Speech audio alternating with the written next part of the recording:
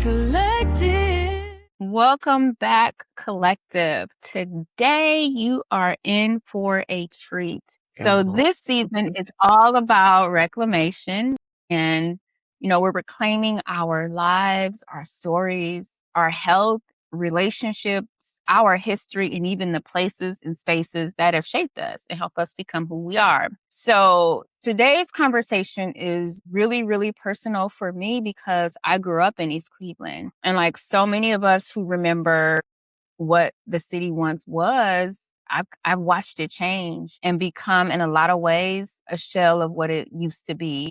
But the decline isn't the whole story here.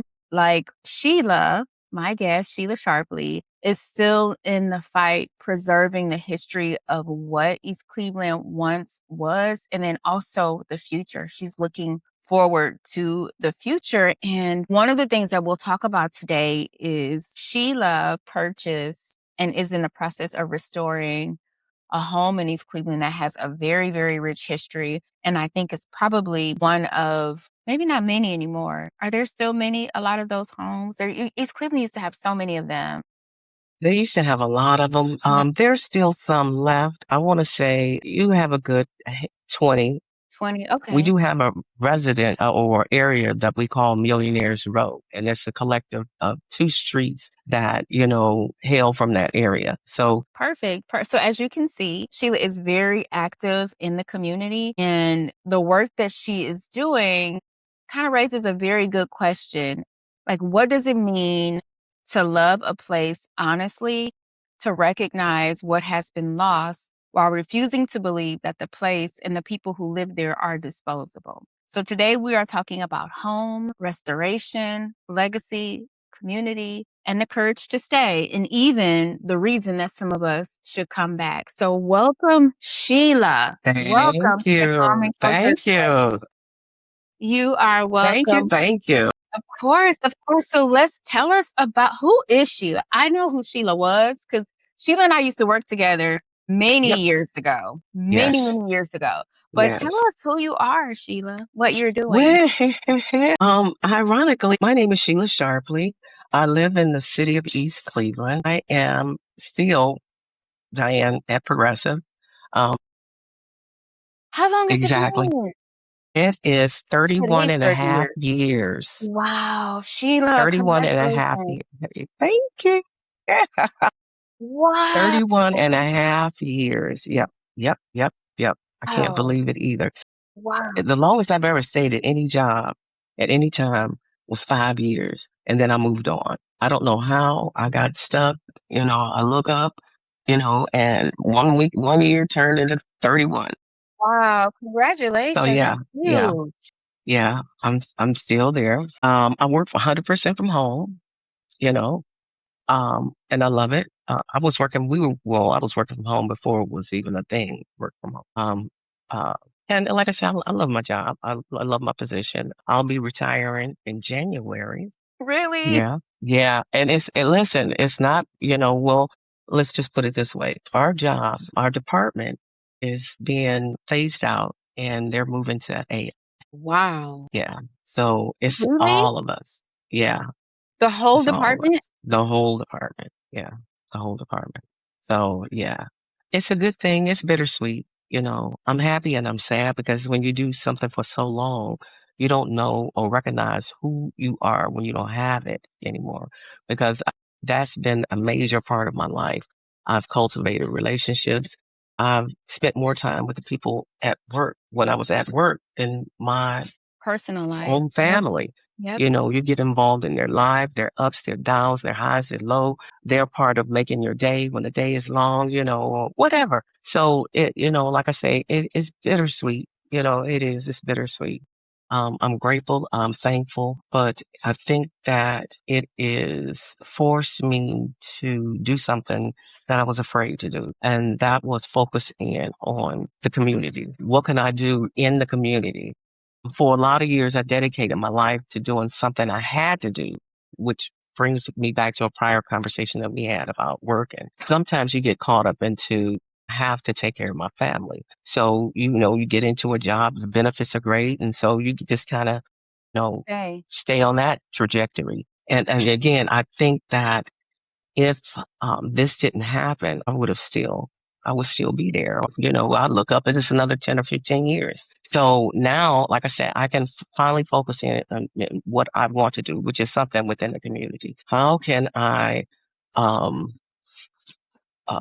rebuild or help my community? What can I do? So one of the things that I did is I became a board member of the East Cleveland Public Library. That's a position that you're elected in. The East Cleveland School Board are the ones who interview you, and they decide whether it's a yay or no. A yay or no on that Mhm. position. I was elected, and I got on the board because one of the members who was currently serving the board, her father got ill and she had to move and go out of town. So she had a position that was each board term is 7 years, and she had a position that was 7 years, and she was 4 years in, but she couldn't finish out. So I had a friend of mine who said, "Hey, I think you'd be perfect for the position." I was like, "Are you kidding me? I do a board member. What would I'm just why me? Why would you think that I would fit?" And they were like, "No, because we know you have a love, you have a passion, you have a lot of good ideas. You know, you're involved. I think that you would be a good fit." And I was like, "Well, it could be other people. What about other people?" I'm thinking in my mind, what about somebody who's degreed? What about somebody who owns a business? What about somebody, what about somebody else other than myself? Not knowing that, I have a lot to offer. Yes, you It's do. not the title, it is the love Yeah. behind it. So I did interview for the position. I got it. I served out that term, and then I re-interviewed again for a full term, a 7-year term. So I am currently, and let's see, this will be 6 years on the board, I think. 6 years on the board. You, Yeah. Sheila. Congratulations. Yeah. That's Thank you. that's Thank you. Thank huge. you. Thank you. Wow. So you are born and raised in East Cleveland. Born and raised. Born and raised in East Cleveland. I moved out of East Cleveland for a while. I stayed well, not far, not out of town, but I moved to Cleveland. Then I moved to Maple Heights. But all roads led me back here. And what brought me back here is that my mom got sick. Mm, And so for the last 17 years of her life, I ended up taking care of my mom. And I think it was the best thing that I could have possibly did at that time because my mom needed me. And the irony is that my husband wanted to move out of town. He wanted to move to Philadelphia. And my mom, just, got sick. yeah. And that was a place that I thought about, but it was not a place I wanted to go. Really wanted to go to Chicago, but I ended up in East Cleveland. So I kind of stayed, and I'm happy that I did. Yeah. It was one of the best decisions that I could have possibly done was stayed. I get a lot of flack. A lot of people say, I can't believe that, that you're still there. I can't believe that you stay. You could have been anywhere. I could have been anywhere, but home is where the heart is. And it's Yeah. here. My love is Yeah. here. I don't care where I go. I still want to come back home. Yeah. So yeah, home is where the heart is. Yeah, absolutely, absolutely. And so I've been doing some research about East Hmm. Cleveland, and I think that I read that there was the racial demographic change in 1960. I think in 1960 it was, did it say 23% African American? And then by Hmm. 1977 it was like 70% African. Correct. Correct. Was your mom born and raised in East Cleveland also, or did she move to East Cleveland My from? mom moved to East Cleveland. My mom is originally from Oklahoma, Muskogee, Okay. Oklahoma. Okay. And she moved here with her uncle back in the early 60s. She came in the early 60s. We were living on Wade Park when my mom first came to East Cleveland. We were living on Wade Park, and then my mom's best friend bought a house on 130 East 100. Mhm. And so we moved to East Cleveland, and I think it was 65 or 66. So yeah, I've been here a Yeah. long time. And I've Wow. seen everything. I've seen Yeah. it high, I've seen it low, and I've seen it in between. I've seen it in Yeah. between. So What do yeah. you remember, like, what are your earliest memories of East Cleveland? Oh my God. Let me think. My earliest memories of East Cleveland is East Cleveland was self-contained. Sure There was was. no reason for me to go To any leave. other where. Sure You was. know, I remember I that. didn't know. I grew up not knowing where Shaker was, Shaker Yeah. Road, Shaker Schools. Leave. I was like, How do you get to Harvard? I Mhm. never had a reason to go to any other community because everything that I needed Was was it in literally in my own backyard. We had a skating rink Yep. in East Cleveland. We had ice Grocery cream store. stores, Grocery store. grocery stores. We had two Photography movie studio. theaters, photography Car wash. studios, car washes, Dry cleaner. hotels. Yes. You know, Everything. Restaurant. we had restaurants, bowling alleys, Yep. funeral homes. Yep. Um, you remember the boys' funeral home right across the street from Shaw? Yeah. It's not there. It's still there, right? It's still there, It's still there. but it's being rehabbed. It's a I can't think of his name, but it's young man was Okay. Okay. younger than me, but he ended up buying the property and he's rehabbing the property. He also bought some property on Terrace and he absolutely laid that house out. But anywho, the funeral home he purchased before it was a funeral home. It used to be called the Owens Plantation. And the Owens plant, yes, ma'am. And that has a direct link to one of the Rockefellers because there's this lady named Deirdre whose mom graduated out of Shaw, let's say in the early 20s or the late Mhm. 20s, early 30s. And she had a link to the Rockefellers. Well, she married the man who owned Boyd's Funeral Home. Back then it was called the Owens Plantation. And it was like creme de la creme. It was a place where you went to for christenings and wedding receptions and stuff like that. And to see it now or to see it because when we grew up, it was It always a was a funeral funeral home. home. Mhm. So to see it, or to know that at that time it was a place that you like I say you booked for weddings all up and down Euclid. They had places, fine dining, dentist office, doctor offices, and just everything. Everything we needed. Over by Roselle, they Mhm. actually had a shooting range where you can go because times was different. So young men could take their 22s and go over there, and it was a shooting range over there. Wow. Everything was right here in East Cleveland. It was unity. It was love. I grew up on a street that was tight knit because all streets were tight knit. Mhm. You had your street club, Mhm. each every summer each house would sponsor activities for the kids. Mhm. So we didn't have like they have programs now where you can go to camp. They made camp on the street. So this house was arts and crafts house. This house, might have been religious house. This house did field trips. This house did, exercise or whatever it was.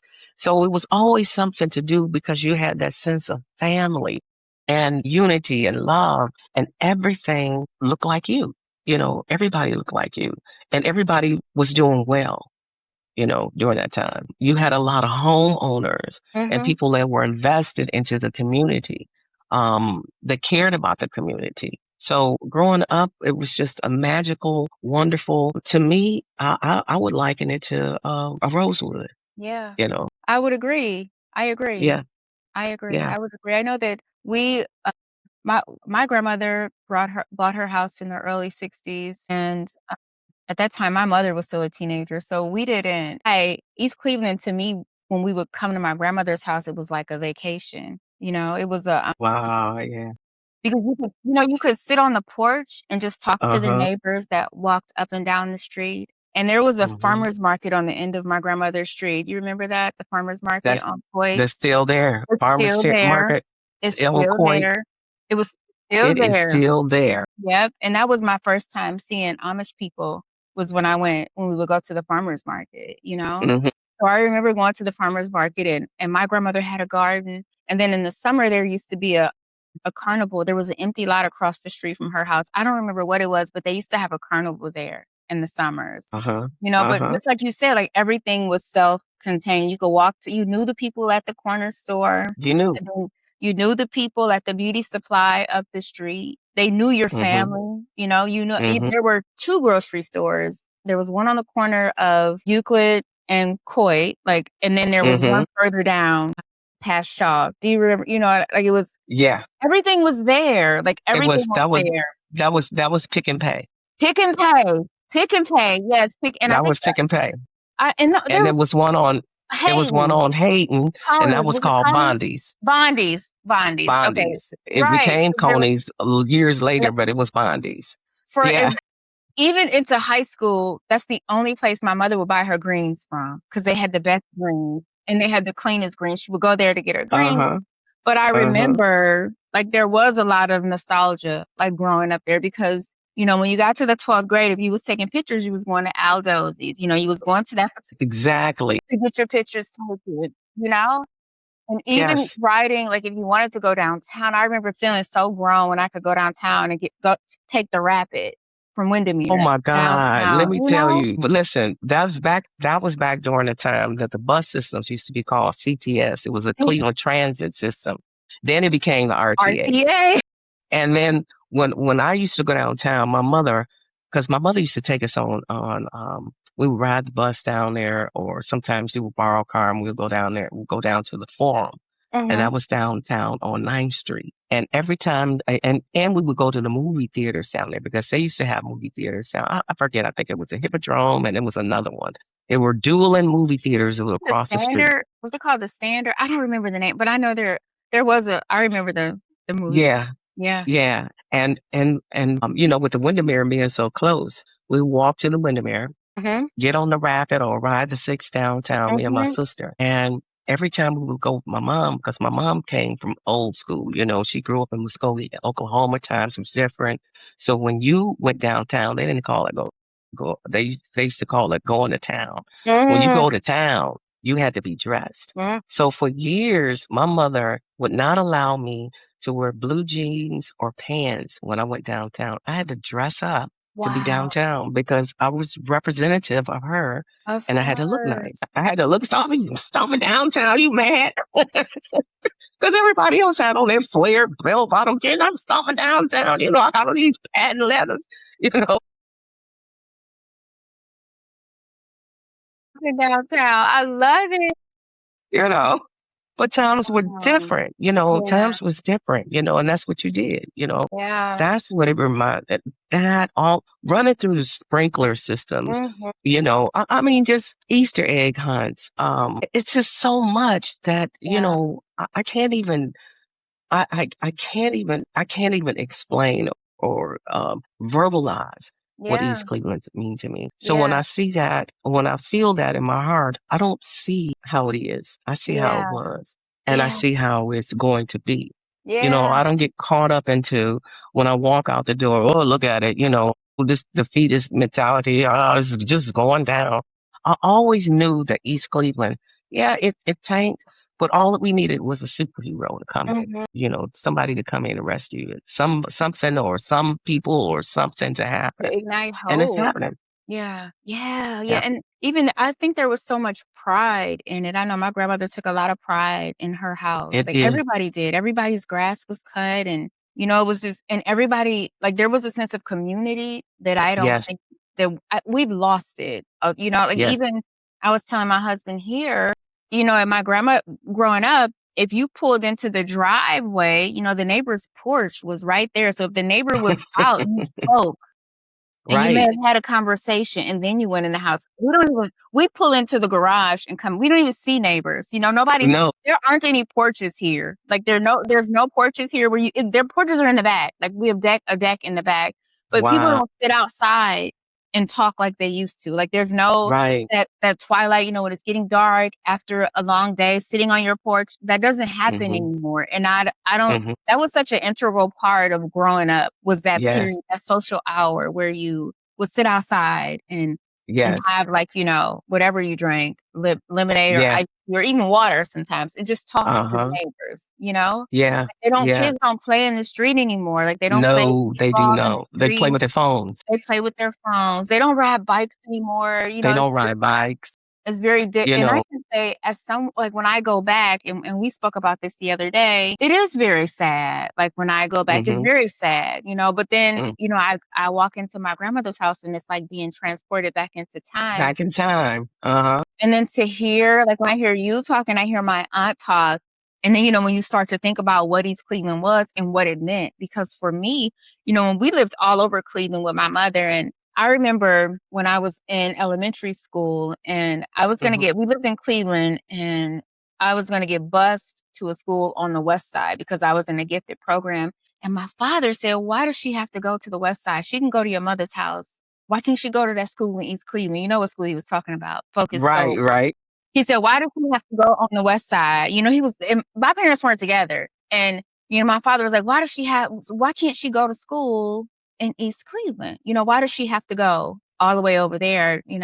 And ultimately for high school, I did go to Shaw, and it was mind-blowing. I had never been to It was school mind blowing. with so many other Black people, and Yep. everyone was so smart, and the Everyone would teachers yes. expected so like, the standards were up here. Do you hear Yes. me? The Yes. standards were up here. Like, really, like, the standards were very, very high, and I tell Very high. people, I learned to dream big at Shaw. Like, Shaw, like, Mhm. kind of I remember in 10th grade going on a college tour, and in the summer, my grandmother was from Alabama, my father was from Kentucky. So summers for Mhm. me, I was going to Kentucky, or I was going to see my other family in Detroit. Mhm. I went to Atlanta because I went with Shaw. I went on a Black college tour, That's right. in 10th grade, and That's right.